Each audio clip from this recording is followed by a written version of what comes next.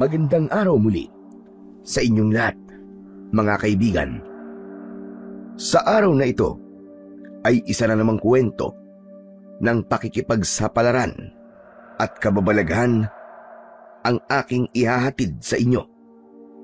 Ito ay kwento ni Mark na isang guro mula sa isang paaralan sa lungsod ay lumipat ng pagtuturo sa isang malayong baryo sa probinsya ng Quezon. Doon ay nakilala niya si Tanya, isang dalaga na kapwa niya guro sa paaralang pinaglipatan niya. Agad na nagkagusto sa kanya ang dalaga, dahilan para gamitan siya nito ng gayuma. Subalit may taong tumulong sa kanya upang hindi matuloy ang masamang balak ng dalaga sa binata. Isa na rito ay ang kanyang mag-aaral na si Buboy. Akala ni Mark ay yun na ang pinakamasamang mararanasan niya. Subalit yun lang pala ang simula ng mas masasakit na kapalaran niya, dahil matutuklasan niya ang pagkatao ng dalaga. Paano niya haharapin ang mabibigat na pagsubok na darating sa kanya? Ano pa nga ba ang mas malalim na madidiskubre niya sa pagkatao ng dalaga na siyang lalong magpapatindi sa paghihirap ni Mark?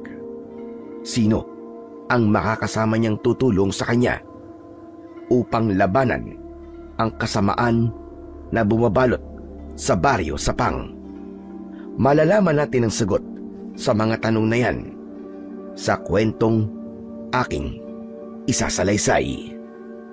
Ngunit bago ang lahat, mga idol, huwag po nating kalimutang mag-subscribe, mag-like at i-hit ang notification bell sa aking mga YouTube channel na The Voice Addict at Apong Isaak, para mas marami pang makapigil hininga na kwentong aswang at katatakutan mula sa mundo ng kababalaghan. Umpisahan na po natin ang kwento. Magkahalong emosyon ang nararamdaman ko ngayon. Masaya ako, pero nakakaramdam din ng kalungkutan. Ilang taon akong nagserbisyo bilang isang guro sa paaralan na kung saan una akong nagturo. Subalit ngayon ay ito na ang sandaling kailangan ko nang umalis. Marami akong masasayang alaala sa bawat sulok ng silid na ito. Babaunin ko ang masasayang alaala na yon sa paglipat ko sa paaralang naghihintay sa akin. Ayoko mang umalis, subalit hindi ko na kayang makita at makasama pa si Samantha, ang dati kong nobya na ipinagpalit ako sa iba. Ang masakit pa, kapwa guro ko din sa paaralang ito ang ipinalit niya sa akin. Masakit sa loob ko na makita sila sa araw-araw na masaya sa kanilang buhay. Kasal na sila ngayon, buntis na din si Samantha. Ako na lang yata ang hindi pa umuusad ang buhay. Dahil nga kasal na sila, tanggap na din sila ng ibang kaguro namin. Nakalimutan na ng lahat ang pagtataksil na ginawa nilang dalawa sa akin. Kaya upang gamutin ang puso kong nasugatan, kinailangan kong magpakalayo-layo na lamang. Kinabukasan, maaga pa ay gumising na ako. Ito na ang araw na pinakahihintay ko. Luluwas ako patungo sa bagong paaralan kung saan dito ko na lamang ipagpapatuloy ang serbisyo ko bilang isang guro. Kaunting gamit lamang ang aking dinala, yung kailangan ko lang. Dahil sa haba ng aking biyahe, hapon na nang nakarating ako dito sa probinsya ng Quezon. Dumiretso na ako sa paaralan, sa opisina ng eskwelahan. Kumatok ako sa pintuan. Tiyempo na may isang babaeng naroon sa loob ng opisina. Base sa kanyang suot na uniforme, isa siyang guro. Ngumiti ako at magalang na bumati. Magandang hapon po. Ako po si Mark, ang bago pong guro sa paaralang ito. Magandang hapon din naman. Maupo ka muna. Ikukuha lang kita sandali ng maiinom. Tango at ngiti lamang ang naisagot ko, sapagkat nahihiya akong tumanggi sa alok niya. Isa pa, nauuhaw na din talaga ako. Habang kumukuha ng tubig ang babaeng guro, hindi ko maiwasang ilinga ang aking paningin sa paligid ng opisina. Ibang-iba ito sa dating paaralang pinagtuturuan ko. Maaliwalas ang paligid. May mga buhay na halamang nakalagay sa paso sa bawat kanto ng silid. Sobrang nakakagaan sa pakiramdam kung sila ay pagmamasdan. Ilang sandali pa, bumalik na ang babae. May dala itong isang basong tubig sa kanang kamay. Sa kaliwang kamay naman niya ay isang tuhog ng banana cue ang kanyang bitbit. Inilapag niya ang tubig sa mesang nasa harap ko. Samantalang ang banana cue ay inaabot niya diretsa sa akin. Oh, heto. Magmerienda ka muna. Mukhang napagod ka sa biyahe mo. Opo. Napakalayo ng lugar na to. Akala ko nga po aabutin na ako ng gabi sa daan eh. Sumabay pa ang traffic mula sa Laguna papunta dito sa probinsya. Ganun ba? Sa Laguna ka pala nagturo dati. Bakit naman naisipan mo lumipat dito sa Quezon? Nako, mahaba pong kwento. Matapos kong magsalita, banayad ng ngiti ang pinakawalan ng babaeng kausap ko. Doon ko biglang naalala na hindi ko pa pala natatanong man lang ang kanyang pangalan. Miss Maganda, ano nga palang pangalan mo? Pasensya ka na, nakalimutan kong itanong kaagad kanina. Dahil siguro sa gutom at pagod sa biyahe, kaya hindi ko kaagad naalala. Wala pa ako sa wisyo. Banayad siyang ngumiti. Para bang kinikilig siya sa pagtawag ko sa kanya ng Miss Maganda. Sinasadya ko yun upang maging magaan ang unang araw ko sa nilipatan kong paaralan. Tanya. Tanya ang pangalan ko. Saka, pwede bang wag ka na mangunupo sa akin? Mukhang magkaedad lang naman tayo eh. Halos mabulunan ako sa sinabing yun ni Tanya. Kasi, hindi mahahalata na mukha kaming magkaedad. Hindi naman sa pagbubuhat ng sariling bangko. Kahit paano, alam ko sa sarili ko na magandang lalaki ako. Pero ang babaeng kaharap ko, hindi ko aakalaing guro siya kung hindi siya naka-uniform. Maitim ang balat niya. Hindi pantay-pantay ang ngipin. Kung titignan, ay para bang napabayaan ang kanyang panlabas na itsura. Pero dahil na rin sa pagpapakita ng kagandahang asal, naging magiliw ang pakikitungo ko sa kanya. Tama ka. Mukhang magkasing edad nga lang tayo, Miss Tanya. Itatanong ko pala kung nandyan na ba si Sir Edmond? Si Sir Principal? Oo, siya nga. Andyan ba siya? Nako, wala siya.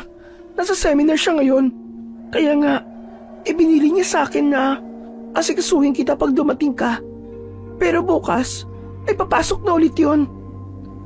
Nang sandaling yon, nag-alala na ako kung saan ako tutuloy ng gabing yon.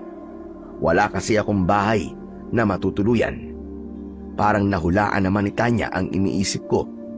Kaya naman siya na mismo ang nagtanong sa akin. Sandali lang, Mark. May matutuluyan ka na ba dito? Yun nga, wala pa eh. Bala ko kasi kay Sir Edmund muna ako tutuloy ng isang gabi, tapos bukas na lang ako hahanap ng matutuluyan ko. Kung gusto mo, pwede ka namang tumuloy muna sa bahay ng tiyahin ko. Naku, nakakahiya naman sa inyo. Huwag kang mag-alala. Walang nakatira sa bahay na yon. Nasa abroad ang tiyahin ko. Kasama niya ang asawa at mga anak niya. Kaya wala talagang nakatira sa bahay na yon. Sigurado ka ba? Ayos lang talaga na tumuloy muna ako doon pansamantala? Oo. Saka, yung bahay na yon, ang tinuluyan din ng dating guro na pinilitan mo.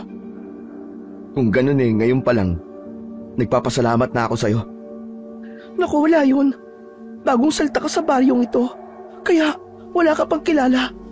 Mahirap para sa'yo ang makahanap kagad na matutuluyan. Salamat ulit, Miss Tanya. Tanya na lang. Masyado namang formal kapag may Miss Tanya pa sa unahan. Salamat, Tanya. O yan, mas okay pakinggan, hindi ba? Dahil sa kabaitang ipinakita sa akin ni Tanya, nakaramdam ako ng hiya sa sarili ko. Kanina lamang ay nilalait ko siya sa aking isipan. Pero mabait pala siya. Doon ko napatunayan na hindi talaga basehan ang anyo ng isang tao. Ganda ng kalooban pa din ang mangingibabaw.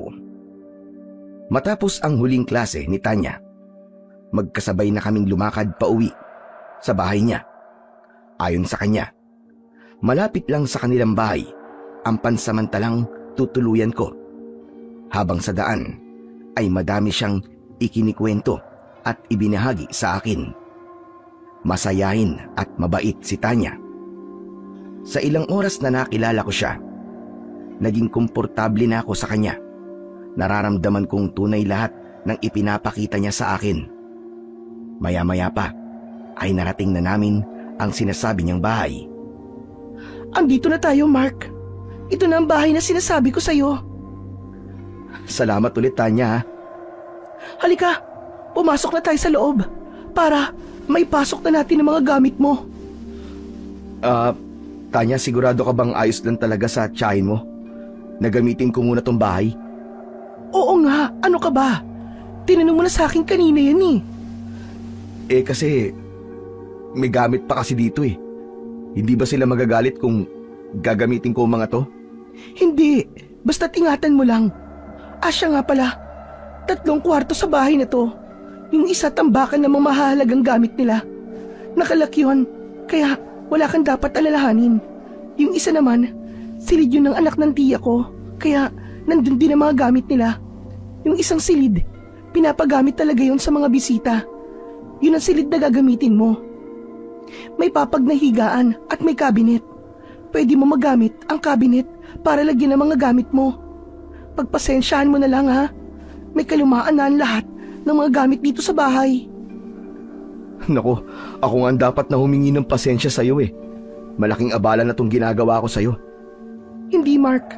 Masaya akong makatulong sa'yo. Kaya hindi ka kaabalahan sa akin. Hayaan mo. Kahit papaano mag-aabot na lamang ako ng upa sa pagtuloy ko rito. Naku, hindi na. Mas maigi nga na may nakatira dito para merong maglilinis na araw-araw. Ako lang din kasi naglilinis dito tuwing linggo Wala talaga akong masabi sa kabaitang ipinakita ni Tanya sa akin.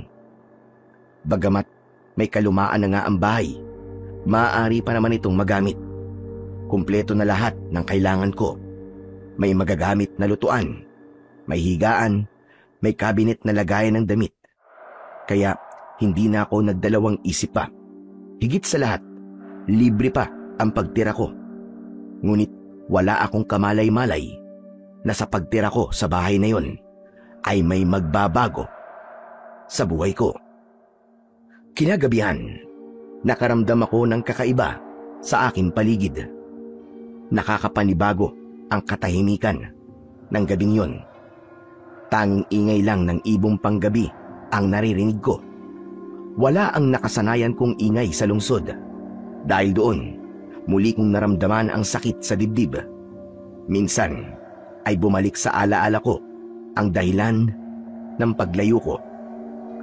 Maya-maya pa ay may kakaibang ingay akong narinig sa labas ng bahay. Para bang pagaspas yun ng isang malaking ibon. Pagkatapos ay ang malakas na alulong ng aso. Gusto ko sanang silipin, ngunit Pinangunahan ako ng takot. Agad na tumayo ang balahibo ko. Naalala ko bigla ang kwento ng isang katrabaho ko. Sa mga liblib na lugar daw ay merong mga tinatawag na aswang. Kapag ganong umaalulong ang aso, posibleng may aswang daw sa paligid. Hindi ako naniniwala noon, pero ngayon, para bang gusto ko nang maniwala. Kaya nagtaklob na lamang ako ng kumot upang hindi gaanong marinig ang ingay sa labas. Paulit-ulit ang ginawa kong panalangin.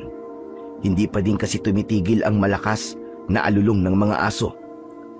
Hanggang sa may narinig akong yabag papalapit sa kwarto ko.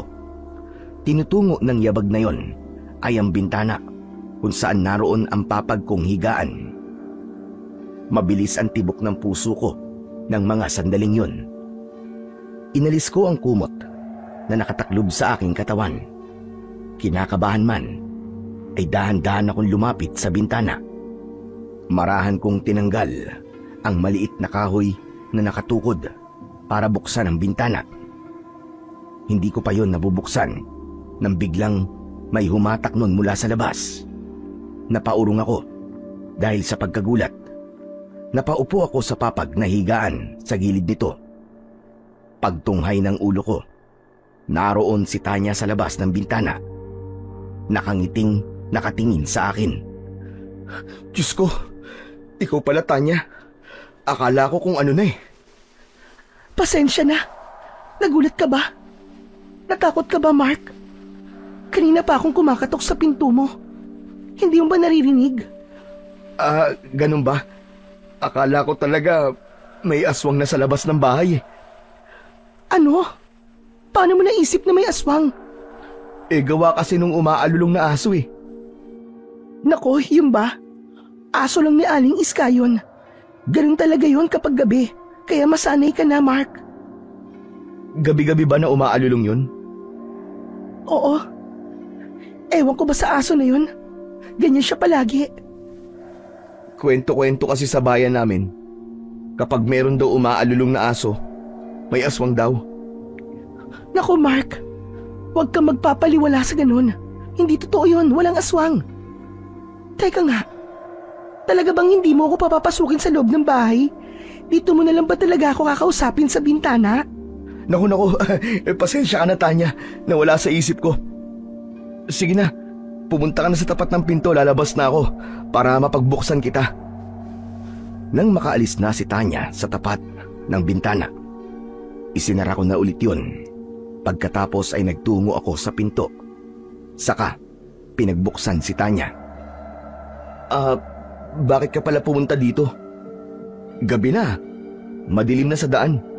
Saka, baka mapagalitan ka ng nanay at tatay mo. Kasi, pinadalhan ka na lolo ko ng hapunan. Baka daw kasi hindi ka pa kumakain. Ganun ba? Naku, nakakahiya naman sa'yo at sa lolo mo. Naabala ko pa kayo. Pero tatanggapin ko na to. Hindi na ako tatanggi kasi tama ka. Hindi pa nga ako kumakain. Gutom na nga ako eh. Bala kong tiisin na lang sana ang gutom ko hanggang umaga. Alam ko naman na mahihiya ka magsabi. Kaya heto, nagkusa na ako. Tanya, salamat talaga. Sige, uwi ka na. Baka hinihintay ka na ng mga magulang mo. Wala na akong mga magulang, Mark. Patay na ang nanay ko. Ang tatay ko naman ay iniwan ako. Ang lolo ko na lang ang kasama ko sa bahay. Nakita ko ang pagbabago ng ekspresyon sa mukha ni Tanya. Naramdaman ko ang sakit ng damdamin niya. Pasensya ka na ha. Hindi ko alam. Okay lang yun. Tanggap ko na wala na akong magulang. Kaya wag mo nang alalahanin yun. Siya nga pala. Ito na yung pagkain na pinapadala ni Lolo. Matapos maiabot sa akin ni Tanya ang bayong, ay agad ko yung binuksan. Tumambad sa akin ang adobong atay at kanin. Mukhang masarap yon sa aking paningin, kaya hindi na ako nagpatumpik-tumpik pa. Nilantakan ko ang pagkaing dala ni Tanya. Tanya, halika. Saluhan mo ako. Ang dami nitong dala mo eh. Naku, hindi na. Tapos na akong kumain. Pero ang dami nito. Yung matitira, pwede mo pang kainin bukas. Kung sa bagay. Grabe. Ang sarap ng luto ng lolo mo ah. May kakaibang lasa akong nalalasahan sa karne. Parang ngayon lang ako nakatikim ng ganito kasarap. Kasi libre, kaya panay ang puri mo. Huwag ka ng OA. Ano ka ba? Totoo nga, masarap. Sus, huwag mo na nga akong bulahin. Pagkatapos kong kumain ng hapunan, umuwi na din kagad si Tanya. Dala-dala ang mga platong pinagkainan ko. Marahil sanhi ng kabusugan, kaya nakatulog kagad ako. Pagmulat ko ng mga mata, ay umaga na. Nagsimula na akong gumayak para sa unang araw ng pagpasok ko sa paaralan sa baryo ng Sapang. Kumuha ako ng tubig sa posong nasa gilid lamang ng bahay. Napangiti ako ng bahagya habang binobombahan ko ang tubig ng poso. Naisip kong nag-iba na talaga ng gusto ang buhay ko. Dati, papasok lamang ako sa banyo, pipihitin ko ang gripo, tutulo na ang tubig, at tapos makakaligo na ako. Pero ngayon, paghihirapan ko muna bago ako makaligo. Lumabas na ako pagkatapos maligo. Tuwalya lang ang tumakip sa pang-ibaba kong katawan. Samantalang wala akong suot na damit pang itaas dahil akala ko ay wala pa akong kasama sa bahay. Ngunit laking gulat ko nang pagbukas ko ng banyo. Naroon na si Tanya sa gilid ng papag na higaan ko. Nakangiti siya sa akin habang nakatitig sa hubad kong katawan. Nakaramdam ako ng hiya. Naku Tanya, nandito ka pala, sorry. Ang aga mo naman yata. Saka, paano ka nakapasok dito sa bahay? Kanina pa kasi ako makatok. Hindi mo ko naririnig. Kaya pumasok na lang ako. Oo nga pala, nakalimutan kong isara ang pinto nung kumuha ko ng tubig sa poso. Sige na, magbihis ka na. Para makakain na tayo. Nagdala ko ng almusal natin. Nagluto si Lolo ng sopas. Tanya, excuse me, lumabas ka muna para makapagbihis na ako. Ay, oo nga pala, pasensya ka na. Ihahanda ko ng almusal natin ha. Sumunod ka na kagad pagkatapos mo magbihis. Napapailing ako habang pinapanood ko siyang lumalabas ng aking kwarto.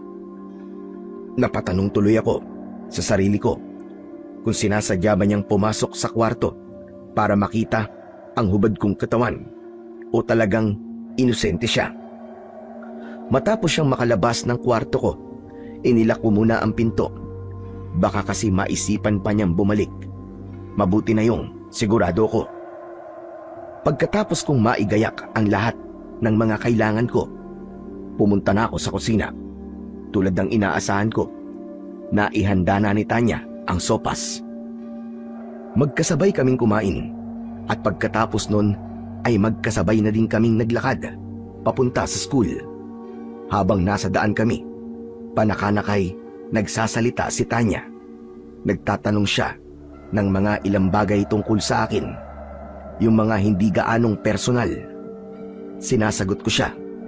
Pero pagdating sa personal na buhay, ngumingiti lamang ako. Lalo na pagdating sa buhay, pag-ibig. Ano ba, Mark?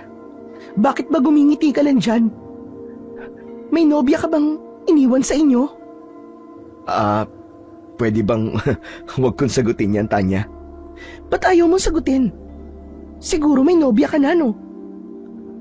Ayoko kasing pag-usapan ng tungkol sa bagay na yan eh. O sige, ikaw ang bahala. Huwag mo muna sagutin kung hindi ka komportableng pag-usapan. Napansin kong nagbago ang ekspresyon ng mukha ni Tanya. Kung kanina ay masaya ang aura nito, ngayon naman ay hindi ko mahulaan kung nadidismaya siya o nayayamot sa akin. Pero kahit ano pa yon, karapatan ko naman siguro na hindi ibahagi sa iba ang personal kong buhay, lalo na't bago ko pa lang siyang kakilala.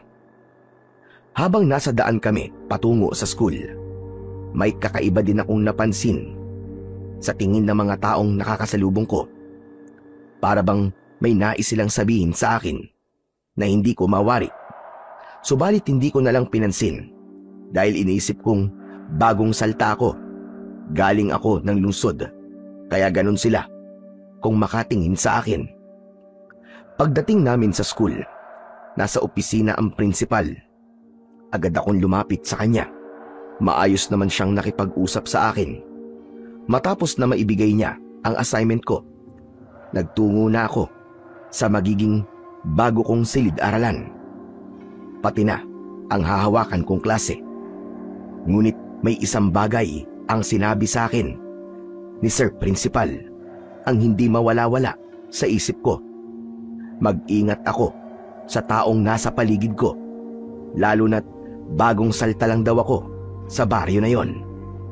Maraming kakaibang nilalang ang nabubuhay dito, kaya ingatan ko daw na huwag silang masasaktan o magagambala sa katahimikan ng kanilang buhay, dahil baka pagsisihan ko ang paglipat ko ng paaralan. Yan ang mga katagang sinabi niya sa akin. Napapaisip tuloy ako kung tao ba ang tinutukoy niya o mga hindi nakikitang nilalang o mga maligno. Hoy Mark, ang lalim yata ng iniisip mo. Kanina pa ako nakalapit sa'yo. Hindi mo man lang ako napansin. Ha? Wala to. Medyo naninibago lang siguro ako sa bago kong paligid. Masasanay ka din. Teka, bakit narito ka nga pala? Wala ka bang klase ngayon? Meron. Dun sa kabilang silid ng klase ko. Napadaan lang ako dahil napansin kong tulala ka. Ayos ka lang ba, Mark? Ano ba sinabi sa'yo ni Sir Edmond? Paglabas mo sa opisina niya, parang wala ka na sa sarili mo. Wala. Ayos lang ako. Walang nabanggit na kahit na ano si Sir Edmond sa akin. Sadyang naninibago lang siguro ako. Sige na, Tanya, pumunta ka na sa klase mo. Baka mahuli ka pa. Saka magsisimula na din ang klase ko. Sige, mauna na ako. Kung may kailangan ka, narito lang ako, Mark. Pwede mo akong kausapin. Magkaibigan na tayo, di ba? At maaaring higit pa doon. Para akong nabulunan sa huling sinabi ni Tanya. Nasamid ako, kaya hindi ako nakapagsalita. Pero magiliw ang ngiti sa akin ni Tanya. Pero binawi niya rin yon. Biro lang yon. Ano ka ba? Akala ko kasi totoo na. Muli ay isang makahulugang ngiti ang pinakawala ni Tanya bago siya lumabas ng aking silid-aralan. Ako naman ay naiiling lang sa inaasal at sinabi niya sa akin. Hayagan ang pagpaparinig niya na para bang sinasabi niyang gusto niya ako kahit na isang araw pa lamang kaming magkakilala. Pagkaalis ni Tanya ay lumapit sa mesa ko ang isa kong estudyante. Nung una ay ayaw niyang magsalita. Nakatitig lang siya sa akin, pero nang ngumiti ako sa kanya, doon na siya nagsimula na umiling-iling. Hindi ko alam ang ibig sabihin ng pag-iling niya na yon, kaya napakunot ako ng noo. Bata, ano nga palang pangalan mo? Buboy po, sir. May kailangan ka ba sa akin? Wala naman po, sir. Pero may gusto lang po akong sabihin sa inyo. Ano yun? Dun po ba kayo nakatira sa bahay ng tiyahin ni Ma'am Tanya? Oo, Buboy. Bakit mo na itanong? Naku, sir. Umalis na po kayo dun. Delikado ka po dun, sir. Yung mga gwapong katulad niyo po, ang tipo po ni Ma'am Tanya. Diyos ko, ikaw na bata ka kung ano-ano sinasabi mo. Sir, totoo po ang sinasabi ko. Marunong po manggayuma yan si Ma'am Tanya, kaya mag-ingat po kayo sa kanya. Buboy, hindi totoo ang gayuma. Sige na, bumalik ka na sa upuan mo. Magsisimula na tayo ng klase. Pero sir, maniwala kayo. Totoo po ang sinasabi ko sa inyo. Umalis na po kayo sa bahay na yun habang may panahon pa. May alam po kung pwede niyong lipatan. May paupahang bahay po malapit sa bahay namin. Doon na lamang po kayo tumira. Sige Buboy. Pag-iisipan ko ang sinabi mo. Sige na, maupo ka na. Sir, gawin niyo na po kagad yun. Dahil para po yun sa kaligtasan niyo. Kung ayaw niyo po matulad sa dating guro na tumira din po sa bahay na yun. Bakit Buboy? Ano ba nangyari sa kanya? Basta po sir, makinig na lang po kayo sa akin. Para hindi po kayo mapahamak. Pagkatapos na makipag-usap sa akin ng estudyante, ay bumalik na siya sa kanyang upuan. Tahimik na naupo. Kahit na ako ay naguguluhan sa sinabing yun ng bata, ay nagpatuloy lang ako sa aking ginawang pagtuturo. Umakto akong normal, kahit sa loob-loob ko ay naguguluhan ako. Maghapong tumakbo sa isip ko ang mga sinabi ni Sir Edmond at ng batang si Buboy. Gusto sanang sumabay ni Tanya sa akin pauwi ng bahay, pero nagdahilan na lang ako na may dadaanan pa sa tindahan, kaya pinauna ko na siyang umuwi. Habang naglalakad ako, sumabay sa akin ang batang si Buboy. Kinuha ang mga librong dala ko, saka nagpatuloy kami sa paglalakad. Pero dahil sa maliit ang katawan nito, hindi ko na siya hinayaang dalhin pa ang aking mga libro. Buboy, ako na lamang ang magdadala nito. Kaya ko na to. Saan ka ba umuwi? Malapit po kinakapitan ng bahay ko. Yung sinasabi ko pong paupahan sa'yo, kinakapitan po yun. Biglang nabuhayan ako ng loob pagkarinig ko sa sinabing yun ni Buboy. Kasi mas ligtas nga naman ako kung doon ako titira. Pwede mo ba akong samahan doon, Buboy? Opo, pwede po sir. Ilang sandali pa ay narating na namin ni Buboy ang sinasabi niyang bahay ni Kapitan. Tao po, Kapitan! Tao po! Nandiyan po ba kayo? Tao po! Makalipas ang ilang ulit na pagtawag ni Buboy kay Kapitan, lumabas ang isang lalaki. Sa aking tansya ay nasa edad 50 ito. Nakangiti kami na hinarap ni Kapitan. Oh, Buboy, ikaw pala. Ano sadya mo? Saka, sino ba itong kasama mo? Siya po si Sir Mark.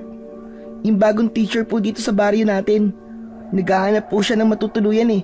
Nabanggit ko po sa kanya na meron po kayong pinapaupahan. Kaya, nandito po kami. Sige. Pumasok muna kayo dito sa loob ng bahay ko. Dito natin ituloy ang pag-uusap. Nakakaramdam man ako ng hiya. Pinaunlakan ko na din ang paanyaya ni Kapitan. Pumasok kami ni Buboy sa loob ng bahay. Saglit lamang at ikukuha ko kayo ng merienda at tubig na maiinom. Naku, wag na po Kapitan, nakakahiya naman po sa inyo. Masanay ka na dito sa amin.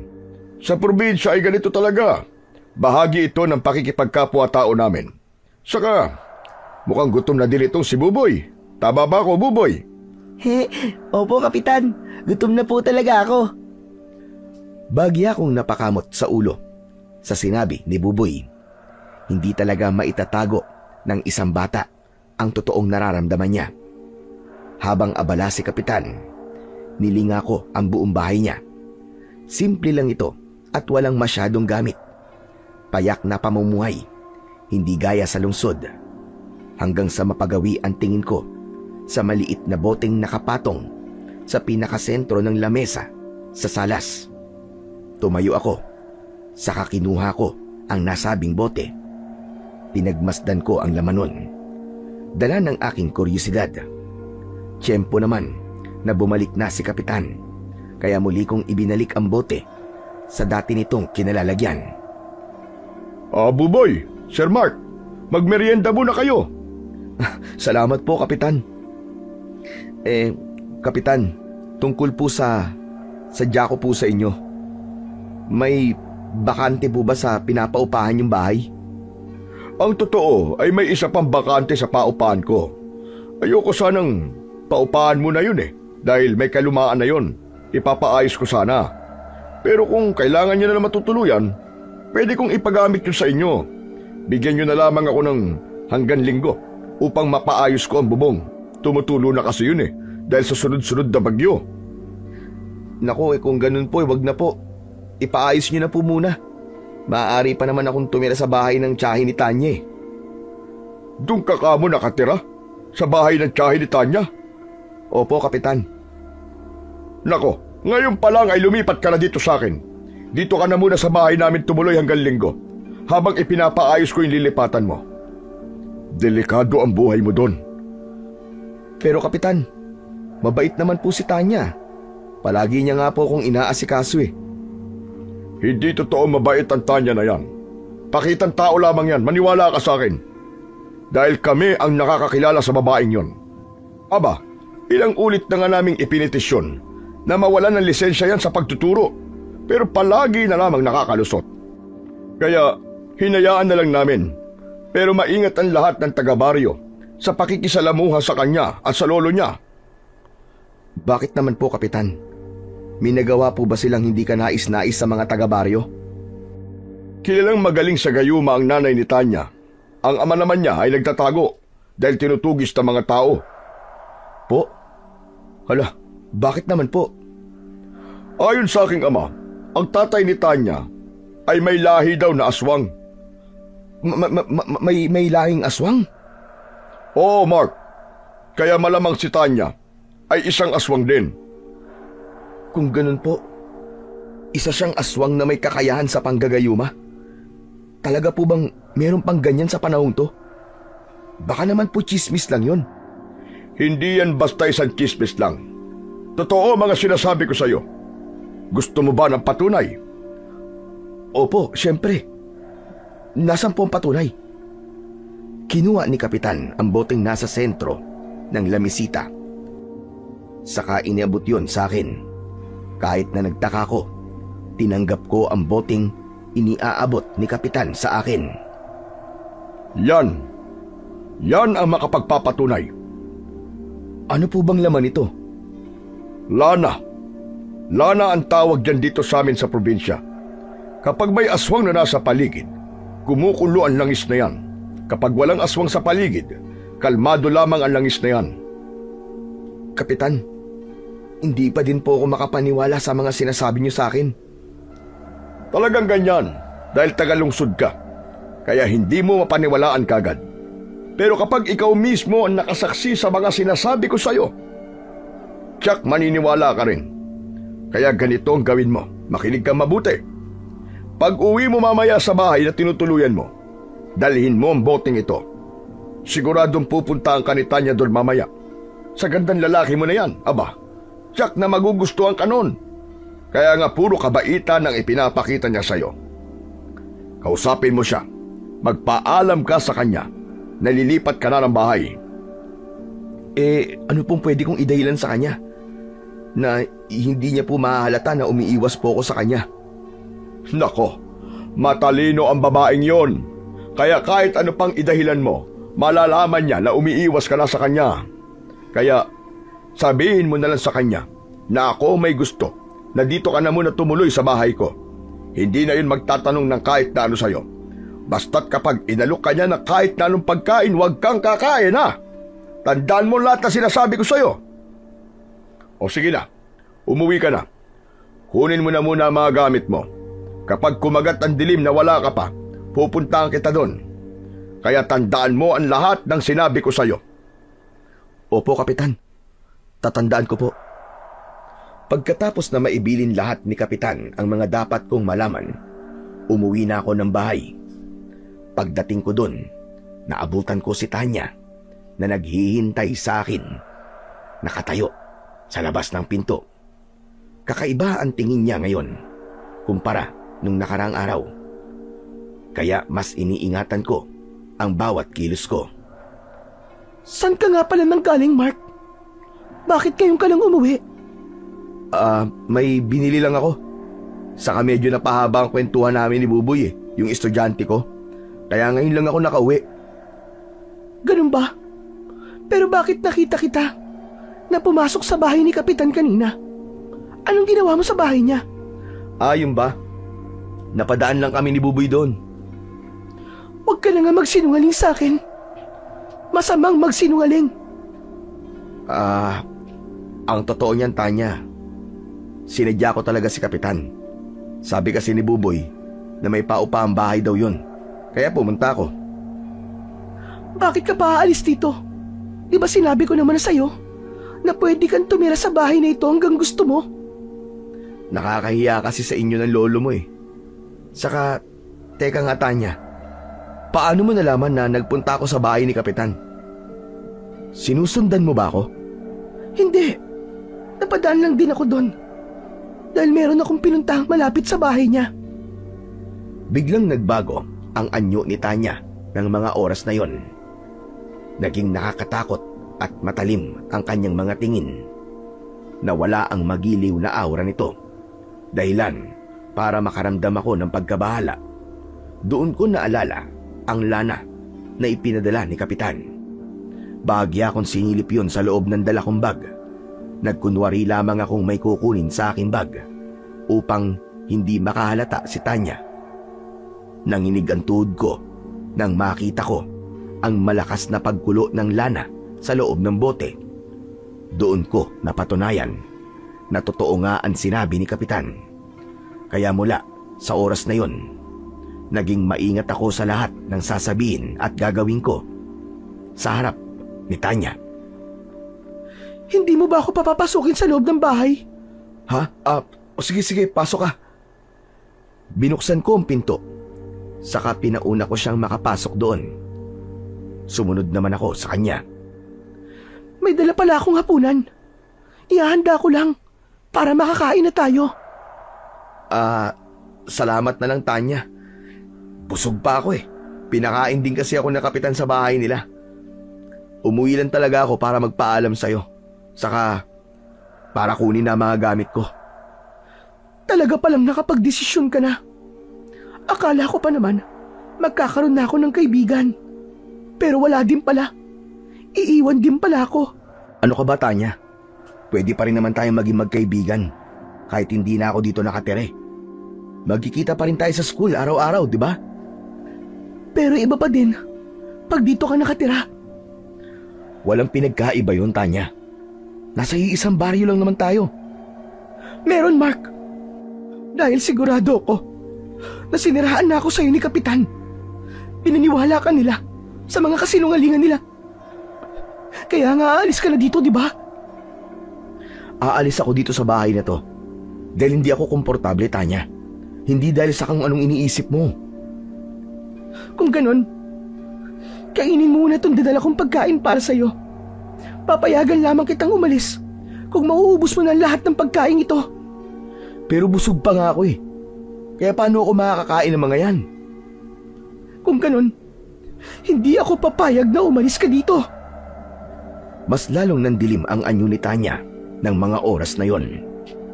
Nakakatakot siya kung tumingin. Para bang kaya niya akong lamunin ng buhay. Pinangunahan ako ng matinding takot ng mga sandaling yon. Lalo na't nakumpirma ko na isa nga siyang aswang. Tama ang sinabi sa akin ni Kapitan. Dala ng takot ay pikit mata kong kinain ang dala niyang pagkain. Wala akong itinira. Matapos akong kumain, wala na akong naalala sa mga sumunod na naganap. Nagising akong nasa papag na higaan. Naroon ako sa tabi ni Buboy at nandun din si Kapitan. Niyugyug ang buong katawan ko. Baka sa mukha nila ang labis na pag-aalala. Salamat sa Diyos at nagising ka na, Mark. Kapitan, ano pong nangyari? Naabutan ka namin ni Buboy na nakahandusay sa sahig. Wala kang malay. May masamang balak sa'yo ang Tanya na yon. Buti napigilan ko siya. Pinalo ko siya ng malaking bato sa ulo. Kaya nawalan siya ng malay. Pagkatapos ay itinali namin siya. Ayun, nandun siya sa salas ng bahay ngayon. Kaya kailangan na natin magmadali. Inumin mo na ang dala kong langis. Pinaghalong lana, bawang at tubig na pinagbabara ng aking medalyon. Baka katulong ito para isuka mo lahat ng kinain mo. Ubusin mo na ito bago pa siya muling magising. Bagamat nakakaramdam ako ng panghihinak, bumangon pa rin ako. Kinuha at ininom ko ang ibinigay na panlunas ni Kapitan. Matapos yon, nakaramdam ako ng kakaiba sa akin sikmura. Para bang may kung anong naglalaban sa loob ng tiyan ko. Kasunod nun ay ang matinding sakit. Halos mapasigaw ako sa sakit ng tiyan. Nang hindi ko na makayanan, bumaba ako sa papag na higaan at saka lumuhod habang nakatuon ang 2 siko sa papag. Ilang sandali pa, sumuka ako ng sumuka. Napakadami. Lahat yata ng kinain ko ay isinuka ko na. Matapos nun ay lumabas mula sa bibig ko ang itim na usok. Napakabaho ng usok na yon. Yan, ganyan nga Mark. Ilabas mo masamang elementong ipinasok ni Tanya sa katawan mo. Umiikot na ang pakiramdam ko habang patuloy na sumusuka. Yun ang unang beses na nakaranas ako ng ganito. Kakaiba talaga ang pakiramdam. Para bang nais mawala ng malay tao ko ng mga sandaling yun. Pero pilit na lumalaban ang isip ko. Pilit akong nagpapakatatag. Ilang sandali pa, nawala na ang maitim na usok na lumalabas sa bibig ko. Kaya napapaupo na ako sa sahig, dala ng panghihina. Kapitan, tulungan niyo po ako. Gusto ko na pong makaalis sa lugar na to. Sige, huwag ka mag-alala. Akong bahala sa'yo, Mark. Ilagay mo sa magkabila ang balikat ko at 2 braso mo. Bubuhatin kita. Nang akmang aalis na kami, siya naman pasok ni Tanya. Hindi ko alam kung paano siyang nakawala sa pagkakatali na sinabi ni Kapitan. Nakakatakot ang anyo nito. Baka sa kanyang muka ang labis na galit. Saan kayo pupunta, Kapitan? Ibaba niyo si Mark. Dahil sa akin siya. Nababaliw ka na, Tanya. Hindi mo siya pag-aari. Kaya pabayaan mo na siya. Gusto ko siya, Kapitan. Unang kita ko pa lang sa kanya. Nagustuhan ko na siya. Pero hindi kanya gusto. Huwag niyo na po siyang pangunahan, Kapitan. Hindi kayo sigurado sa bagay na yan. Ginamitan mo siya ng gayuma, Tanya. Sabihin kong oo. May magagawa ba kayo, Kapitan? Meron. Dahil ililigtas ko siya sa epekto ng gayuma mo. Sige, Kapitan. Yun ay kung kaya nyo. Isama niyo na siya ngayon. Dahil bukas, sigurado akong babalik din siya dito. Hindi mangyayari yun. Dahil ililigtas ko siya sa kasamaan mo. Kung wala akong nagawa noon para tulungan si Norman, laban sa naging kalokohan mo, hindi na ako papayag gayon. Hindi mapapahamak sa mga kamay mo si Mark. Tignan natin kung kaya mo talaga, Kapitan. Mark, huwag kang sumama kay Kapitan. Dito ka lang sa bahay na to. Parang alingaw-ngaw sa tenga ko ang boses na yon ni Tanya. Kahit na lumalaban ang isip ko, sumasang-ayon sa kanya ang katawan ko. Kaya bumalik ako sa papag na higaan. Saka muli akong nahiga doon. Pinanood ko sila sa kanilang pagtatalo. Kahit sinasabi ng utak ko na tumakas na, ayaw namang gumalaw ng katawan ko. O ano? Kita niyo na, Kapitan? Gusto ko ni Mark dahil sumusunod siya sa mga sinasabi ko. Hindi ka talaga titigil sa kasamaan mo, hayop ka! Nang sandaling yon, nakita kong hinubad ni Kapitan ang kanyang medalyon. Saka itinutok yon kay Tanya. Akmang gagamitin na sana yon ni Kapitan nang biglang dumating ang isang matandang lalaki. Malakas siyang sumigaw, sanhi para mapatigil si Kapitan sa gagawin niya. Nanatiling nakamasid lamang ako sa mga pangyayaring ito habang nasa tabi ko ang estudyante kong si Buboy. Huwag mong ituloy ang Kapitan! Huwag mong saktan ang apo ko! Lolo Gabo, ayokong saktan ang apo nyo, pero lumalabis na siya sa kanyang ginagawa. Alam ko, Kapitan, kaya hayaan mong ako ang magparusa sa apo ko. Hindi rin ako makapapayag na may mapahamak na naman ng dahil sa kanya. Dahil sa mga sinabi ni Lolo Gabo, nakita kong ibinaba ni Kapitan ang kanyang medalyon. Muli niyang isinuot yon sa kanyang leeg. Ang sumunod na pangyayari ang gumising muli sa kamalayan ko. Hiniklas ng matandang lalaki ang suot na kwintas ni Tanya. Saka sinira ang bilog na pendant ng nasabing kwintas. Nang mabasag na ang kwintas, doon lamang bumalik ako sa aking sarili. Halos maiyak si Tanya sa sobrang galit. Bakit? Bakit po niyo ginawa yun, Lolo? Ayaw niyo po ba akong sumaya? Gusto ko po si Mart. Gusto ko siya. Pero mali ang ginagawa mo, Apo. Ilang ulit na kitang pinigilan, pero hindi ka nakikinig sa akin. Dahil lagi ka pong kontra sa gusto ko. Para sa inyo, palagi akong mali. Apo, makinig ka sa akin. Dahil para rin ito sa'yo. Para sa ikabubuti mo. Hindi, Lolo. Ayaw mo akong maging masaya. Kaya magsama-sama na kayo, mga pakialamero! Pagkatapos nun, ay sumigaw ng napakalakas si Tanya. Dahilan para magkagulo ang lahat ng ibon sa labas ng bahay. Hanggang unti-unting nagbago ang boses niya.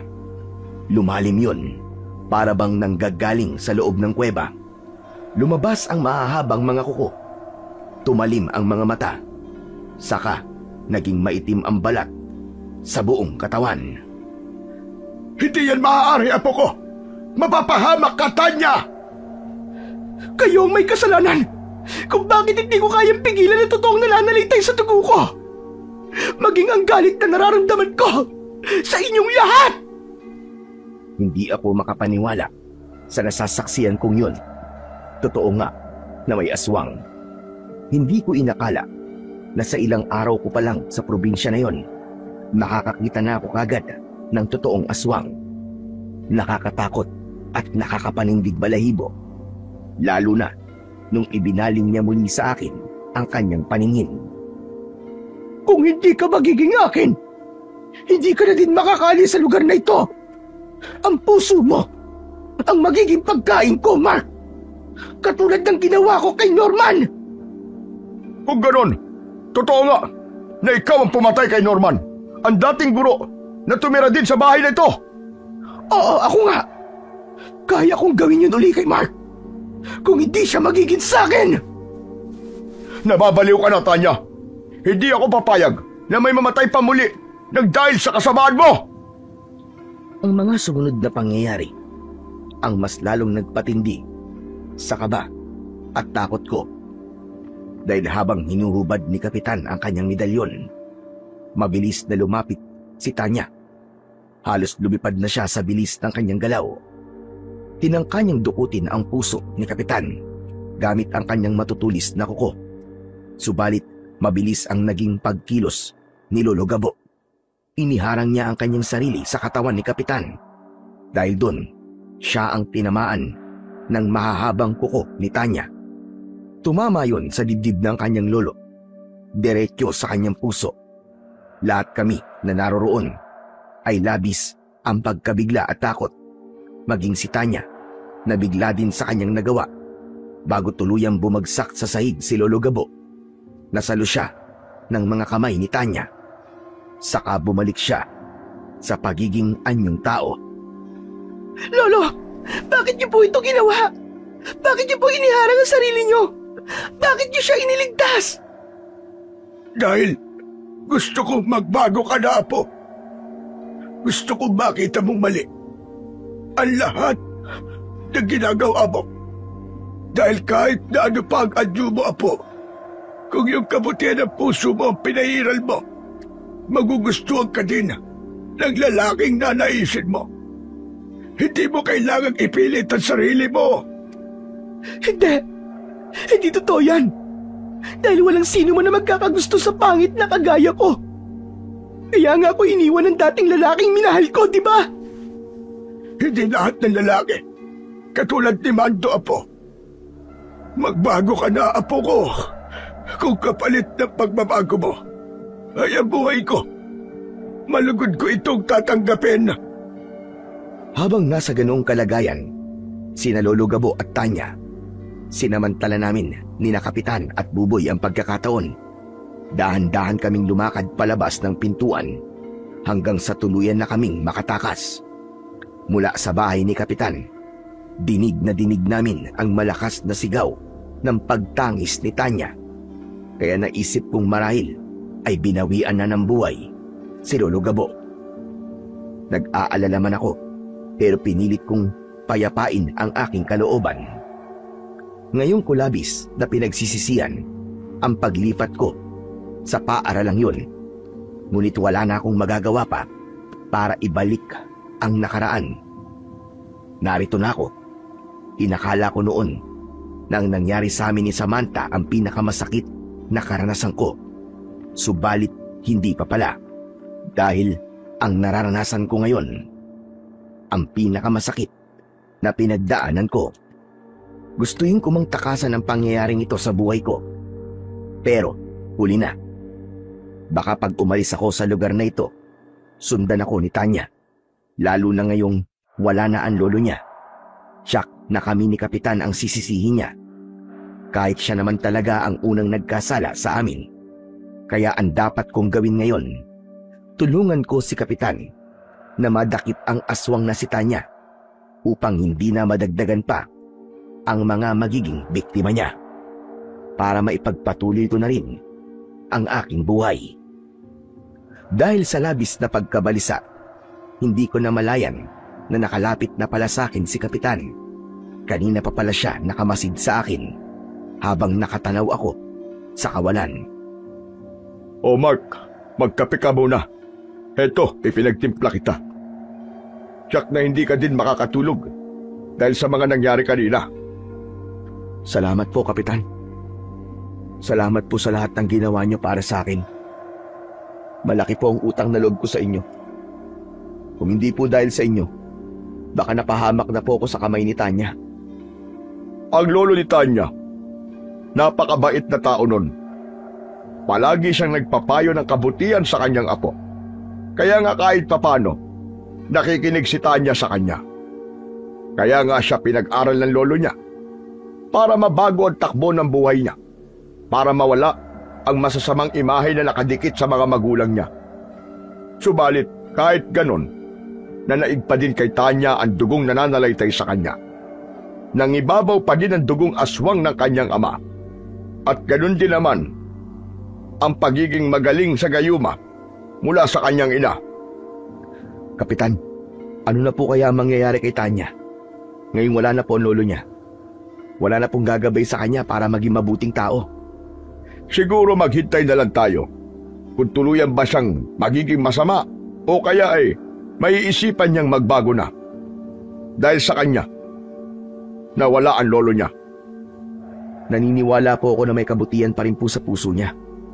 Ang kailangan niya lang ay atensyon at pagmamahal. Hindi po siya masama dati, di po ba? Naging masama lang siya nung nabigo siya sa pag-ibig. Tama ka. Niloko siya ng dating nobyo niya. Ipinagpalit siya sa iba, kaya mula noon, bawat lalaking magustuhan niya, ginagamitan na niya ng gayuma. Kung ganun, may pagkakataon pa pong mabago po ang buhay niya. Ngunit paano? Ang pagiging dugong aswang niya. Sige nga. Kapitan, sa mahabang panahon, hindi siya nanakit ng tao, di po ba? Kahit naswang siya, hindi siya pumatay ng tao. Maliban po kay Norman, yung teacher na pinalitan ko. Yung dating tumira din sa bahay ng tiyahin niya. Oo, tama ka. Sana lang po ay may pagkakataon pa para mabuhay siya ng normal, katulad sa mga normal na tao. Bibigyan ko siya ng pagkakataon. Huwag lang niyang sasaktan isa man sa nasasakupan ko. Dahil kapag nangyari yon, hindi talaga ako magdadalawang isip na patayin siya. Nauunawaan ko po kayo, Kapitan. Subalit, lahat ng nilalang ay may pagkakataong magbago at mabuhay. Kaya salamat po ngayon pa lang sa pagkakataong pong ibibigay niyo para kay Tanya. Napakabait mo, Mark. Kahit na muntik ka na mapahamak dahil kay Tanya, nagawa mo pa din siya patawarin. Nagagawa mo pa din magbigay ng pagkakataon sa kanya. Yun ay dahil nauunawaan ko po ang sakit na nararamdaman niya. Minsan na din po ako nabigo sa pag-ibig. Niloko din po ako at ipinagpalit sa iba. Ano? Sa gandang lalaki mong yan, ipinagpalit ka pa sa iba? Hindi yata ako makapaniwala sa sinasabi mong yan. Totoo po yung, Kapitan. Kaya nga, gusto ko pong tulungan sana si Tanya. Hindi ko lang po alam kung paano ko gagawin yon. Sabay pa kaming napabuntong hininga ni Kapitan dahil kahit na anong isip ang gawin namin, hindi namin alam kung paano matutulungan si Tanya. Ang totoo, masaya ko nung unang nakita ko siya kasi naging mabait siya sa akin.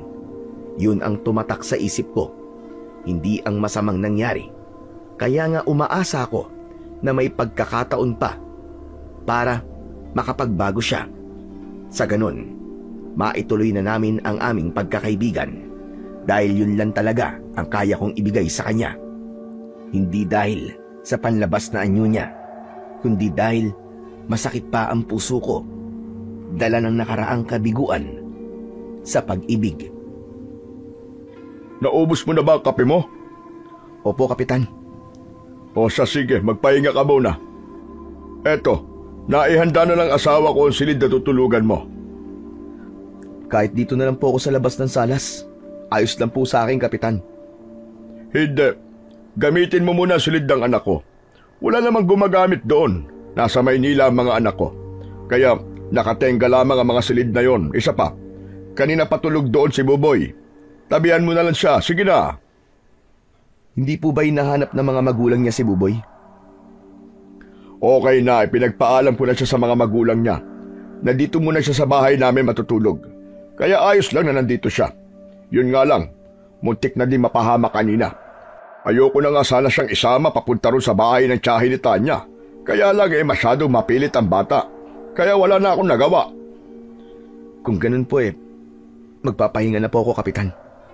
Salamat po ulit sa lahat ng tulong niyo sa akin. Akmang tatayo na sana ako sa aking kinauupuan nang may kung anong bumagsak sa bubong ng bahay ni Kapitan. Tila ba malaking hayop yun? Dahil sa lakas ng pagkakabagsak nito, lumusot ang kanyang mga paa sa pawid na bubong ng bahay. Buti na lamang at matibay ang bubong ng bahay ni Kapitan. Kaya hindi bumagsak yun ng tuluyan. Dahil sa hindi kataasan ang bubong ng bahay, ay sakto din na sa tapat ni Kapitan lumusot yun. Kaya agad niyang hinila ang paa ng kung anong nilalang na nasa bubungan. Nagpumiglas ito hanggang sa tuluyang makawala. Itinaas na muli ang lumusot na paa sa bubong na pawid. Sunod-sunod na yabag ang narinig namin mula doon sa itaas. Kasunod nun ay tila ang pag-alulong nito na parabang katulad sa isang aso. Kapitan, magdanakaw po ba yung umakyat sa bubong kanina? Hindi, Mark. Isa yung aswang na kung tawagin ay Tik-Tik. Tik-Tik? Kapitan, si Tanya po ba yun? Hindi ako sigurado kung si Tanya ngayon. Pero isa lang ang sigurado ko, aswang ang sumugod dito sa atin. Dito ka lang muna at lalabas lang ako ng bahay. Susundan ko ang aswang. Ano? Kapitan, wag na. Dumito na lang kayo. Baka mapahamak pa kayo eh. Walang mangyayaring masama sa akin, Mark. Dahil suot ko ang aking mahiwagang medalyon. Kayo ang maglalabas ng bahay dahil mapanganib. Kahit na anong pigil ko sa kanya, maging ng kanyang asawang si Aida, ay tumuloy pa din si Kapitan. Lumabas siya ng bahay. Dala ang isang mahabang itak. Sa kabilang kamay niya ay puno ng asin. Pansaboy sa aswang kung sakaling lalapit ito sa kanya. Mula sa maliit na siwang ng dingding ng bahay, kitang-kita ko ang nakakatakot na nilalang sa harapan ni Kapitan. Ngunit si Kapitan ay hindi man lang nagpapatinag. Matiim ang tingin sa aswang. Mula sa loob ng bahay, dinig na dinig namin ang ingay ng kanilang mga galaw at usapan. Kay tagal mong nawala sa baryong ito. Pagsisisihan mo na bumalik ka pang hayop na aswang ka. Napakunot ang noo ko sa narinig kong sinabi ni Kapitan. Palaisipan tuloy sa akin kung sino ang nilalang na ito. Kaya nagpatuloy lang ako sa pagmamasid at pakikinig sa kanila. Bakit, Kapitan? Hindi mo ba inasahan ang pagbabalik ko? Akala mo ba ay napatay mo na talaga ako? Bakit bumalik ka pa ditong hayop ka? Balak mo ba manggululi sa baryong ito? Hindi talaga ako lumayo sa baryong ito. Hindi nyo lang nalalaman na narito ako sapagkat iba ang anyo na ginagamit ko. Araw-araw, nakakasalamuha ko kayo nang hindi nyo namamalayan. Kaya nga alam ko na namatay na si Tatay Gabo. Namatay na ang nag-alaga sa anak ko ng maraming taon. Kaya ipaghihiganti ko ang pagkamatay niya. Mali ka ng pinuntahan dahil hindi ako pumatay sa kanya, kundi ang pinakamamahal mong anak na si Tanya. Yun ay dahil sa kagagawa ng dayong nasa loob ng bahay mo. Ilabas mo na siya dahil siya lamang ang kailangan ko. Hindi kita inadamay sa paghihiganti ko kung ibibigay mo siya sa akin. Sige, nandun siya sa loob ng bahay ko. Puntahan mo siya doon. Gawin mo kung ano nais mo. Patayin mo man siya. Hindi kita pipigilan. Ngunit siguraduhin mo lang na hindi mo sasaktan ang asawa ko at ang batang si Buboy. Nataranta ako sa aking narinig at nasaksiyan. Hindi ko malaman ang gagawin ko ng mga oras na yon. Anak nang, talaga bang ibibigay ako ni Kapitan sa aswang na yun? Anong gagawin ko? Diyos ko, kailangan ko makatakas dito. Si Buboy, baka matulungan niya ako. Dali-dali akong pumasok sa silid kung saan natutulog si Buboy. Niyugyug ko siya upang gisingin. Subalit kahit na anong yugyug ko sa kanya, hindi siya gumagalaw man lang. Marahil ay dahil sa matinding pagod niya. Nang mga sandaling yon, narinig ko na ang mga yabag ng aswang na papasok sa loob ng bahay. Binatang dayo! Magpakita ka sa akin! Nangangatal na ako sa takot ng mga sandaling yon. Namumuo na din ang galit sa puso ko laban kay Kapitan dahil naatim niyang ipagkanulo ako sa aswang. Asan ka na, lalaking dayo? Lumabas ka na! Dahil lalo ako nagigigil kapag pinagtataguan ako! Hanggang marinig ko ang yabag niya patungo sa silid kung saan ako naroroon. Dahan-dahan niyang binuksan ang pintuan hanggang nakita niya ako at magtama ang aming mga mata. Kitang-kita ko ang galit sa puso niya. Nakakatakot ang matalim niyang tingin. Nandito ka lang pala! Katapusan mo na ngayon! Inilabas ng aswang ang kanyang mahabang dila. Tila kasing nipis lang yon ng karayom. Matulis din at matalas. Sa likuran ni Mang Dado, naroon nakasunod sa kanya si Kapitan. Nakatingin ito sa aking mga mata. Tila ba meron itong ipinapahiwatig sa akin. Kaya nanahimik lang ako, naghihintay sa susunod na mangyayari. Nang ganap nang nakalapit sa akin ang aswang, nakahanda na din ang dila niya upang ipulupot sa katawan ko. Doon na gumalaw si Kapitan. Ang itak na dala niya ay ginamit niya upang saksakin sa likod ng aswang. Ilang ulit na saksak ang kanyang pinakawalan hanggang sa lumuhod na sa sahig ang aswang. Hindi pa nakontento si Kapitan. Hinubad niya ang kanyang mahiwagang medalyon. Saka ipinulupot ang kwintas nito sa dila ng aswang. Lumiwanag ang medalyon. Saka tuluyang lumabas ang apoy. Kumalat ang apoy sa buong katawan ni Dado. Nagsisisigaw siya sa matinding init at sakit. Nagtatatakbo siya sa loob ng bahay, dahilan para kumalat ang apoy. Dahil sa gawa sa mga materyales na madaling masunog ang bahay, mabilis na kumalat ang apoy. Binuhat ko si Buboy mula sa higaan. Saka sabay-sabay kaming lumabas kasama ang asawa ni Kapitan. Mula sa labas, nakaluhod si Kapitan habang pinapanood ang nasusunog niyang bahay. Baka sa mukha nito ang panghihinayang. Nasa likod niya ang asawa niyang labis ang paghihinagpis. Kaya nilapitan ko siya upang kahit paano mapagaan ko ang kanyang kalooban. Nang mga sandaling yon, natitiyak kong patay na ang aswang na ama ni Tanya. Kapitan, patawarin niyo ako dahil sa akin nawala po ang ipinundar niyong bahay. Nanghihinayang lang ako sa bahay na ito dahil narito ang mga alaala ng pamilya ko, ng mga anak ko. Kaya masakit sa akin na naabo ito. Hayaan niyo po, Kapitan. Tutulong po ako para mapatayo po ulit ang bahay na ito. Salamat, Mark. Ngunit hindi na kailangan. Meron pa naman akong ibang bahay na matutuluyan. Yung ipapagawa ko sanang paupahan, doon na lamang muna kami ng asawa ko. Pwede ka din muna tumira, kung ayos lang sa'yo. Ayos lang po sa akin, Kapitan. Ang mahalaga po, kasama ko po kayo. Talagang kailangan kasama mo ako palagi, Mark, sapagkat hindi pa tapos ang problema.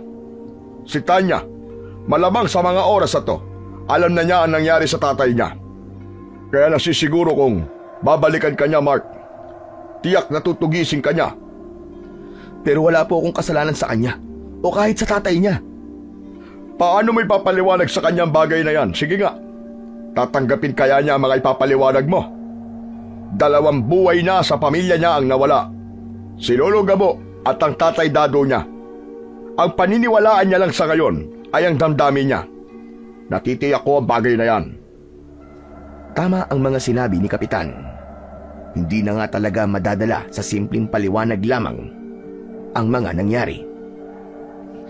Kapitan, ano pong gagawin ko? Hindi ko din alam, Mark. Ang mabuti pa ay maghintay na lamang tayo sa susunod na gagawin ni Tanya. Nasa kanya ang pagpapasya. Kung pipiliin niya pa din ba ang magpakasama o magpapakabuti na, siya lamang ang makakasagot sa tanong na yan. Kasabay ng aming pagdadalamhati ay ang malalakas na kulog at kidlat na pinapakawalan ng langit. Tila ba nararamdaman din ito ang kalungkutang nararamdaman namin. Doon ako lalong nakaramdam ng awa para kay Kapitan at sa asawa niya. Hindi nila ako kaano-ano. Hindi din nila ako kadugo. Pero pinoprotektahan nila ako ng gusto.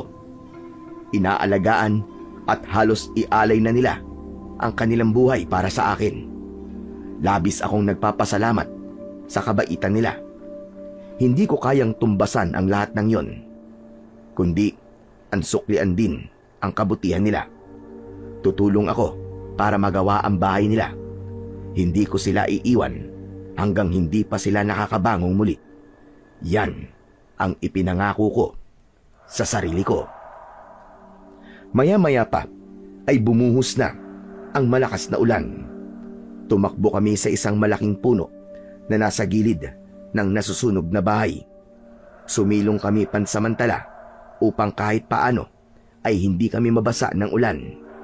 Nang mga oras na yon ay dumating na din ang mga magulang ni Buboy. Mula sa kanilang bahay, dinig na dinig pala nila ang ingay ng pakikipaglaban ni Kapitan sa aswang. Kaya napasugod silang mag-asawa. Kapitan! Kapitan, nasan po ang anak ko si Buboy? Ligtas po ba siya? Oo, Castor. Ligtas si Buboy, huwag ka mag-alala. Salamat sa Diyos. Akala ko napahamak na ang anak ko eh. Hindi ko pababayaan mapahamak ang anak mo, Castor. Lalo na at nasa poder ko siya. Nakapanghihinayang lang dahil wala na ang bahay ko, Castor. Kung ganun ho eh, tayo na po muna sa bahay. Doon na po kayo magpalipas ng gabi. Mababasa po kayo ng ulan dito. Hayaan niyo po. Tutulong po ako sa pagtatayo muli ng bahay niyo. Salamat, Castor. Maraming salamat talaga. Habang nag-uusap si Kapitan at si Mang Castor, nakikinig lang ako sa kanila. Naisip kong mababait nga talaga ang mga tao sa baryong yon.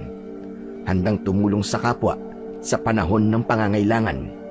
Sayang lang at may naninirahang may kakaibang lahi sa lugar na yon. Lahi ng aswang at ng gagayuma. Habang naglalakad kami, ay napadaan kami sa isang malaking puno. Isang pamilyar na tao ang nakita kong nakatayo doon.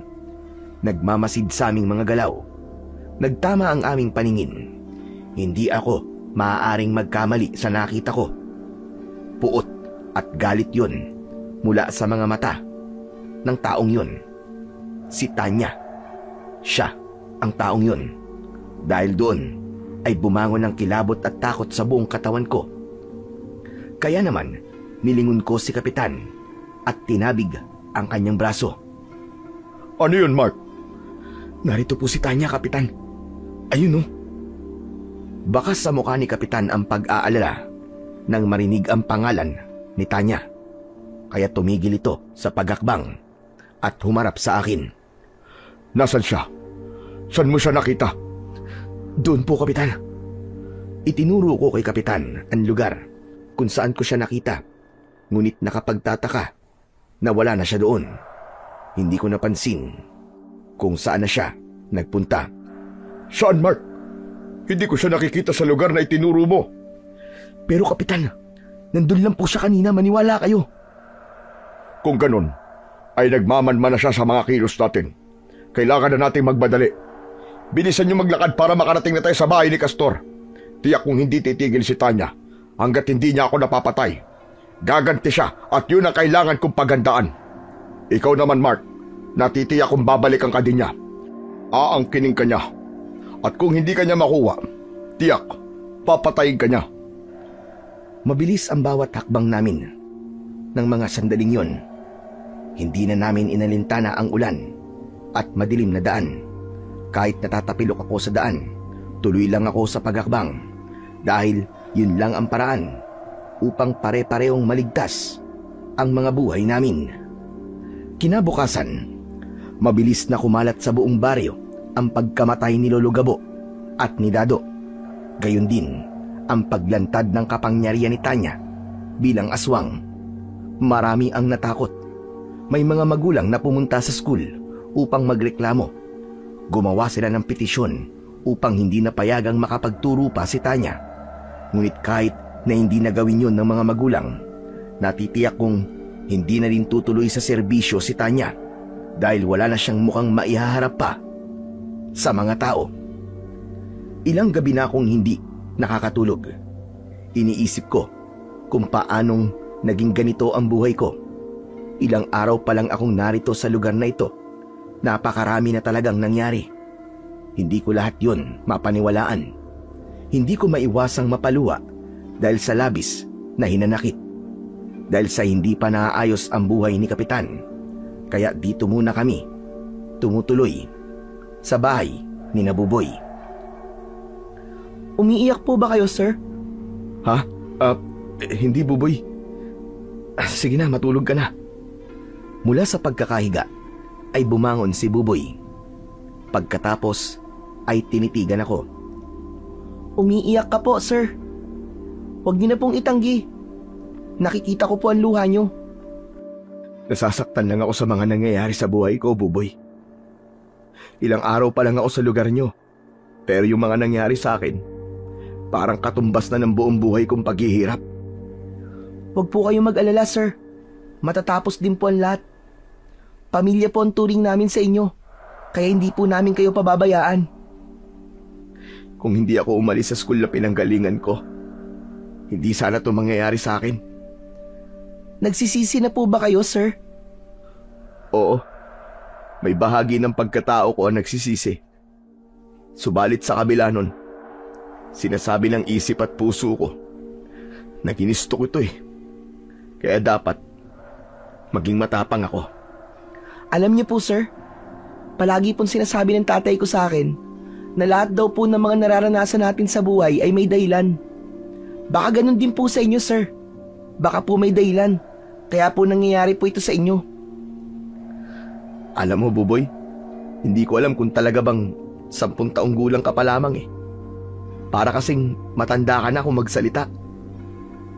Siguro po dahil namulat po ako sa kahirapan dito po sa probinsya namin. Saka namulat po ako sa mga kakaibang mga nangyayari sa paligid ko. Kaya po ako naging ganito, sir. Sana magkaroon din ako ng anak na kagaya mo balang araw. Paano po kayo magkakaanak? Sabi niyo po wala pa po kayong girlfriend. Oo nga naman. Paano nga ba? O di po ba? Napatawa ko po kayo kahit papano.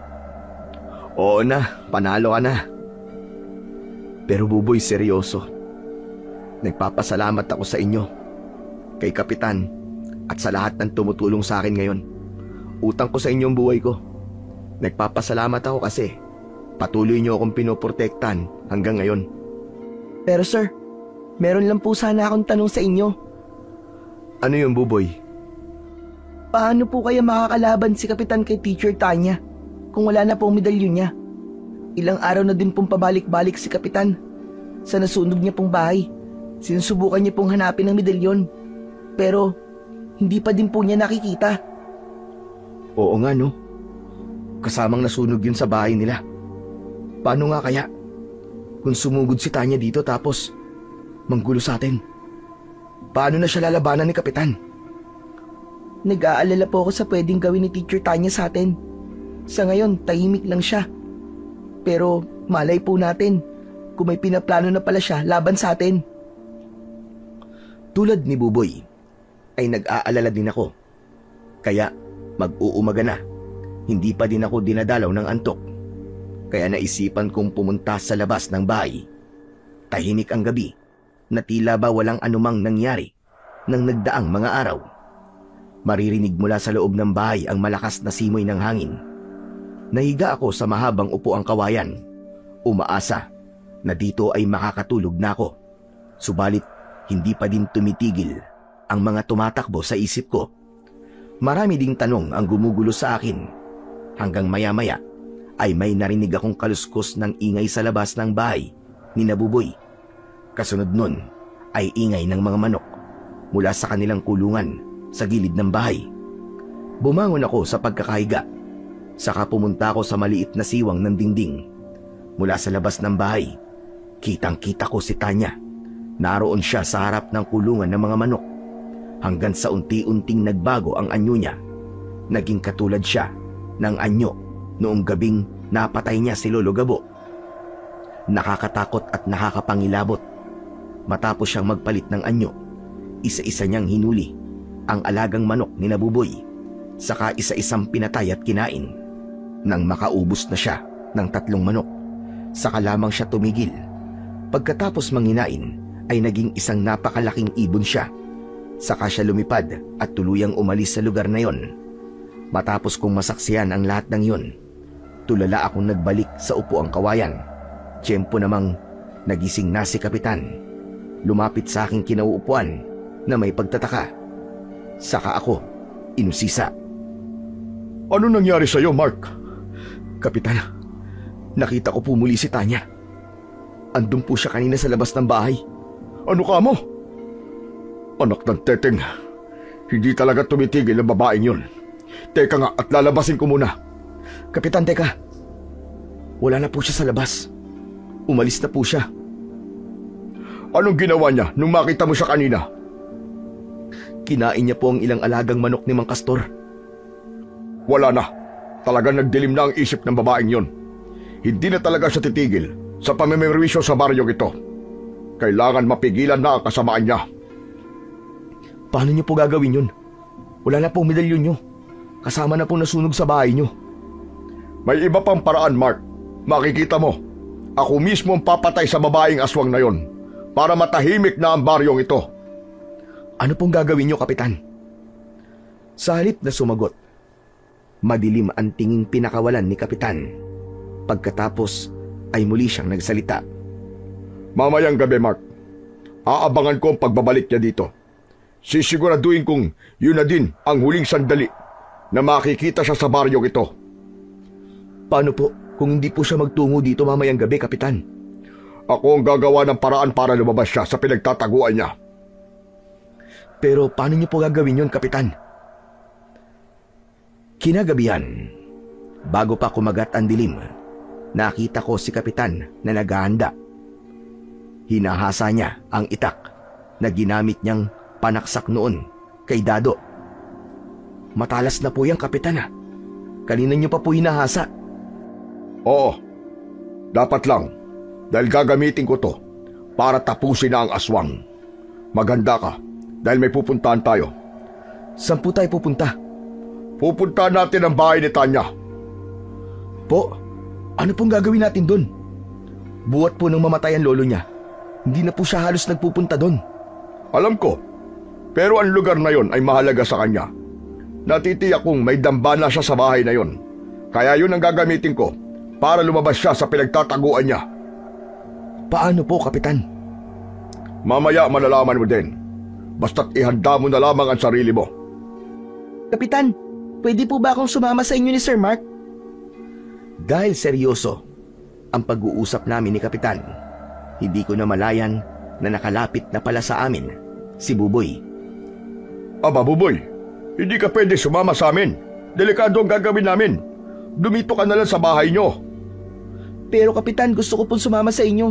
Gusto ko pong tumulong. Huwag na matigas ang ulo, Buboy. Ayoko malagay kang muli sa panganib. Kaya huwag ka na magpumilit pa. Payagan niyo na po ako, Kapitan.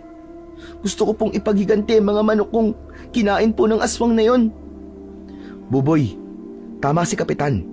Dumito ka na lang, makinig ka sa kanya. Hindi na muling nagpumilit pa si Buboy. Nakasimangot lang itong lumapit sa kanyang ama na si Mang Castor. Inaayos niya ang kulungan ng kanyang mga manok. Marahil ay gusto ni Mang Castor na hindi na malagasan pang muli ang kanyang mga alaga. Tay, gusto ko pong sumama kina Kapitan. Hindi anak, makakaabala ka lang sa kanila. Dito ka na lang. Samahan mo ang nanay mo at ang lola Aida mo. Ako na lang ang sasama sa kanila. Nakahanda na ba kayo dalawa? Tara na. Tugisin na natin ang aswang sa baryong ito. Opo, Kapitan. Nakahanda na po ako. Ako din, Kapitan. Nakahanda na ako. Nanggigigil na akong makaharap ang babaeng aswang na yun. Bagamat kinakabahan, sumama ako sa plano ni Kapitan. Nag-aagaw na noon ang dilim at liwanag nang magtungo kami sa bahay ni Tanya. May ilang mga kalalakihan din ang sumama sa amin dahil gusto din nilang mawala na ang aswang sa baryo Sapang. Tig-2 galon ng gasolina ang bitbit namin sa aming magkabila ang kamay. Nang marating namin ang bahay ni Tanya, agad na ibinuhos ni Kapitan ang gasolina sa paligid ng bahay. Bagamat hindi ako lubusang sang-ayon sa planong ito, wala akong magagawa para pigilan si Kapitan. Buo na ang kanyang pasya. Subalit ang ipinagtaka ko, ang dala niyang galon ng gasolina ay hindi niya inubos. Sa halip ay inilagay niya ang 2 pang galon sa isang gilid. Malayo yon sa mismong bahay. Subalit hindi ko na din gaanong pinagtuunan ng pansin dahil alam kong may plano si Kapitan para doon. Sige, sindihan niyo na po, Kapitan. Matapos maihagis ni Kapitan ang may sinding palito ng posporo, ay biglang may malaking ibon ang dumating. Kitang-kita ng aming 2 mata ang pagbaba niya sa bubong ng bahay. Bitbit ng ibon sa kanyang magkabila ang paa, sina Buboy at Lola Aida, ang asawa ni Kapitan. Ibinaba niya ang 2 tangan, saka muling lumipad pababa sa lupa habang nagsisimula na magliyab ang bahay. Aida! Buboy! Diyos ko po, hindi maaari ito! Kapitan, anong gagawin natin? Masusunog sila kapag kumalat ang apoy. Samantala, walang tigil sa pagpalahaw sina Buboy at Lola Aida. Takot na takot ang 2. Tay! Kapitan, tulungan niyo po kami! Tulong! Tulong po! Samantala, si Tanya ay bumaba na sa lupa. Nagbalik sa dating anyo bilang isang tao. Unti-unti siyang lumapit sa kinaroroonan ko. Gusto ko sanang tumakbo papalayo, pero huli na. Nahawakan na niya ang braso ko. Matapos niyang mahawakan ang braso ko, nagpalit na muli siya ng anyo bilang aswang. Bitiwan mo ako! Bitiwan mo ako, Tanya! Bakit? Natatakot ka ba? Talagang nakakatakot, pati ang boses niya, lalo na't malapit na malapit lang siya sa akin. Hindi! Hindi ako natatakot sa'yo! Talaga ba, Mark? Pero kitang-kita ko sa mga mata mo ang takot. Huwag kang mag-alala. Hindi ka masasaktan. Kung papatayin niyo ang apoy sa bahay ko, pero ayos lang din, dahil kahit na masunog ang bahay ko, sunog din ang mga mahal ko sa buhay. Kaya patas na tayo! Hindi! Hindi kailanman magiging patas yun! Dahil lahat ng nangyari sa'yo, kagagawan mo yun! Ikaw ang nagsimula ng kaguluhang ito! Ikaw ang may kasalanan! Matapang ka pa din! kahit hawak ko na ang buhay mo. Ano, Kapitan? Itayin mo na lang bang masunog ang mga mahal mo sa buhay? Ibaba mo si Buboy at Lola Aida! Sasama na ako sa'yo, Tanya! Sige, madali naman ako kausap. Pagkatapos akong bitiwan ni Tanya, nagpalit siya ng anyo bilang isang malaking ibon. Pagkatapos ay lumipad ito patungo sa kinaroroonan ni Buboy at Lola Aida. Sa kahinila ng kanyang matatalim na kuko, ang 2 taong nasa bubong upang maibaba sa lupa. Matapos maibaba ng aswang ang 2, binalikan ako ng aswang, saka inilipad pataas sa bubong ng bahay. Dama ko ang matinding init mula sa aking kinalalagyan dahil malapit nang maabot ng apoy ang bubong ng bahay. Bakit mo ako dinala dito? Balak mo ba akong patayin? Oo, balak kong mamatay. Nakasama ka. Nababaliw ka na! Nababaliw ka na, Tanya! Gusto kita, Mark. Gustong gusto kita. Mula pa nung una pa lang kitang nakita. Kaya nga kung hindi ka magiging akin, magkasama na tayong mamamatay dito. Pagkasabi nun ni Tanya, nasaksihan kong nagbalik ang anyo niya sa pagiging tao muli. Hindi mo ako totoong gusto, Tanya. Nahihibang ka dahil sa gusto mo ay atensyon mula sa ibang tao. Siguro nga tama ka. Inay dahil kahit minsan, hindi ko naramdaman na tinanggap ako ng mga tao sa baryong ito. Kahit na wala akong ginawang masama sa kanila, palagi nilang ikinakabit sa akin ang pagkakamali ng nanay ko at ang pagiging aswang ng tatay ko. Kayong kahit minsan, hindi naman ako nanakit ng tao. Masama bang hingin ko sa'yo na magustuhan mo din ako? Hindi, Tanya.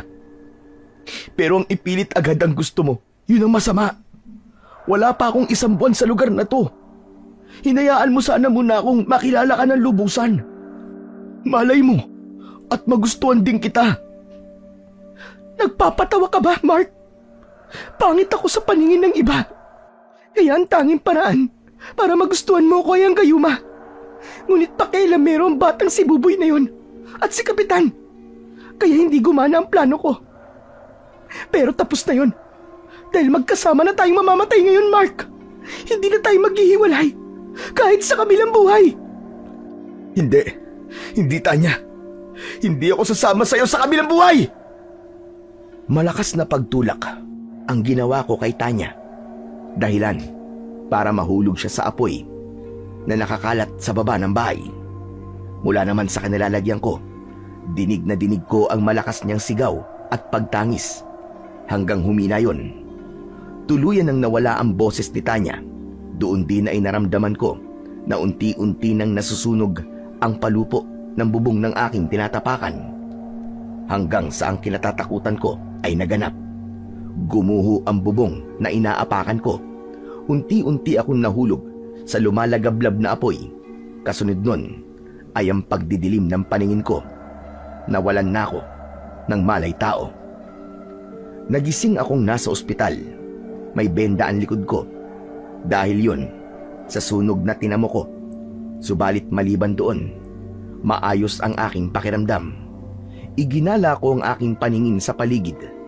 Nakita ko ang natutulog na si Buboy sa gilid ng higaan ko. Buboy? Buboy? Mahinang pagkalabit sa ulo niya ang ginawa ko. Hanggang sa mag-angat siya ng muka. Sir Mark? Sir Mark, gising ka na po!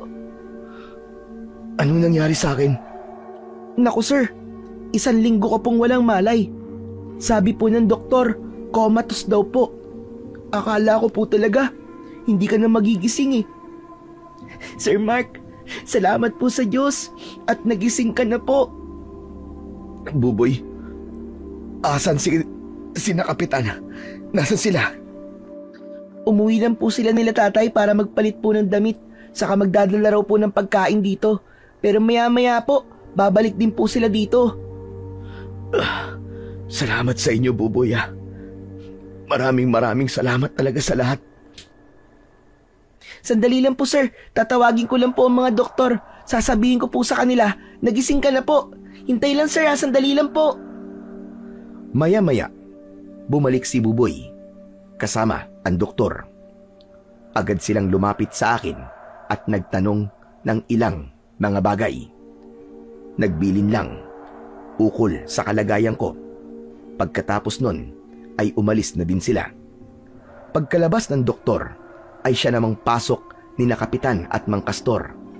Halos maluwa ang dalawa nang makita nila kong gising na. Aba Mark, salamat sa Diyos! Gising ka na. Akala ko kung ano na mangyayari sa'yo.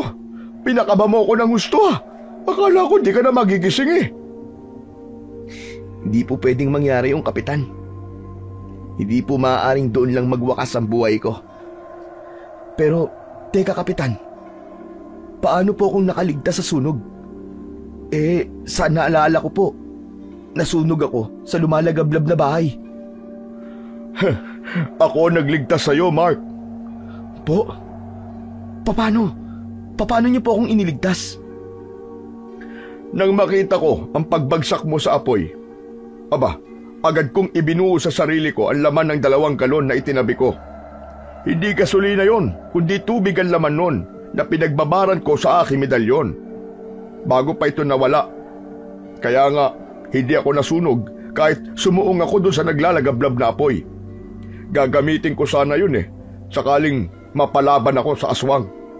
Subalit ang baliw na Tanya na yon, mas gusto pang magpakamatay kasama ka. Kaya naman, nagamit ko yon at naging paraan para mailigtas ka. Kapitan, salamat. Walang hanggang pasasalamat po. Sa inyo din po, Mang Kastor. Buboy, salamat sa inyong lahat. Anak na ang turing ko sa iyo, Mark. Kaya hindi mo na ako kailangan pasalamatan pa. Hindi ko mapigilang maluwa ng mga sandaling yon. Dahil kahit na mahirap ang pinagdaanan ko, may taong tumulong sa akin. Nagpakita ng tunay na malasakit at pagmamahal nang walang hinihingi na kapalit. Ngayong wala na ang aswang na si Tanya. Tapos na ang yugto na yon ng buhay ko. Ngayon, mas nakikita ko ang panibagong bukas na puno ng pag-asa at saya kasama ang mga bago kong pamilya. Dahil sa ngayon pa lang ako nagising, kaya ngayon ko lang natawagan ang pamilya ko. Ang nanay at tatay ko. Ikinuwento ko sa kanila ang lahat ng mga pinagdaanan ko at kung paano kong nalampasan ang lahat ng yon sa tulong ng aking mga bagong kaibigan at itinituring ngayon na pamilya. Naputo lang aming masayang kwentuhan nang biglang may kumatok sa kwarto ko dito sa ospital. Nagkatinginan kami sa isa't isa dahil wala namang kaming inaasahang bisita na darating pa. Sino kaya yun? Baka si Doc na po yun. Sabi niya po kasi kanina, babalik daw po siya. Baka nga. Sige Buboy, buksan mo na ang pinto. Agad namang sumunod si Buboy sa iniutos ko sa kanya. Binuksan niya ang pinto. Iniluwa ng pinto ang masayang muka ni Lola Aida. Kasama rin si Mang Kastor, saka isang babae na hindi ko kilala. Napakunot pa ako dahil iniisip ko kung kakilala ba siya. Subalit si Buboy nakangiti at patakbong yumakap sa nasabing babae na nakangiti din sa kanya. Ate! Ate Sol! Tay, alam niyo po bang darating si Ate Sol ngayon? Oo anak, hindi namin sinabi sa'yo dahil gusto ka naming sorpresahin. Aba Buboy, may maganda ka palang ate ah. Hindi mo man lang sinabi sa akin. Opo sir, pasensya na po Ang dami po kasing nangyari. Kaya nga po, magpagaling na po kagad kayo sir para makasama namin mamasyal ni ate. Buboy anak, wag mong madaliin si Sir Mark. Saka maraming pagkakataon pa ang darating para makasama mong mamasyal ang ate Sol mo. Dahil mula sa Lunes, sa school ng baryo sa Pang na din siya magtuturo. Ano? Talaga po? Yay! Dito na ulit si ate. Sir Mark, maganda po ang ate ko, di ba? Oo naman, maganda siya. Maganda at mukhang mabait talaga si Sol. Aaminin ko na sa unang pagkikita naming ito, pakiramdam ko ay gusto ko nang mas makilala pa siya. Saka parang mas nagugustuhan ko nang bumalik sa pagtuturong muli. Parang bumalik na ang sigla ng katawan ko. Tila nakalimutan ko na kagad ang mga masasamang nangyari sa akin ng mga nagdaang araw. Nararamdaman kong ito na ang magandang simula ng buhay ko dahil sa kapatid na babae ni Buboy. Sa buhay natin ay makatatagpo tayo ng taong ating mamahalin. Subalit hindi nakatadhana sa atin. Mahihiwalay ang landas at magiging alaala na lang ng ating nakaraan. Ngunit sa panibagong yugto ng ating buhay, hindi maiiwasan ang darating na maraming pagsubok, pasakit at mga sitwasyong hindi natin alam kung ano na ang ating gagawin. Subalit, kung ating mapagtatagumpayan lahat ng ito, tiyak na may naghihintay sa ating magandang bukas. Huwag rin nating kalilimutan na palaging merong ibibigay ang ating Panginoong Diyos na mga taong makakasama natin para magbigay ng bagong pag-asa at bagong simula sa ating buhay.